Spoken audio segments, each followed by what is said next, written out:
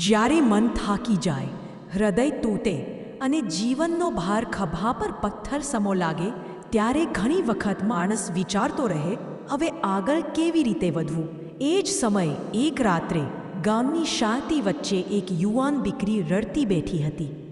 જીવનના દુઃખો, લોકોના શબ્દો અને પોતાના જ લાગણીઓથી તે પૂરતી થાકી ગઈ હતી.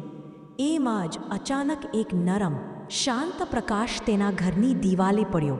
દીકરીએ આંખ ઊંચી કરી તો સામે મેરડી માતાનું દિવ્ય રૂપ દેખાયું. માતાએ નાજુક સ્મિત સાથે કહ્યું, બેટી, જ્યારે મન થાકી જાય ત્યારે રોકાઈ જજે, પણ હાર ના માનજે. મનને આરામ આપજે, પોતાની જાતને માફ કરજે. યાદ રાખ, થાક એ કમજોરી નથી, તે સંકેત છે કે તું લાંબા સમયથી લડી રહી છે. દીકરી ધીમે ધીમે શાંત થવા લાગી. મારી આગળ કહ્યું, મારું નામ છે રક્ષણ. જે તારા હૃદયમાં ભય ઉત્પન્ન કરે, મારી પાસે મૂકી દે. એક દીવો પ્રગટાવ અને કહેજ, મેળડીમાં આજે મને થોડી શક્તિ આપ. તું ઊભું કરીશ, તું એકલી નથી.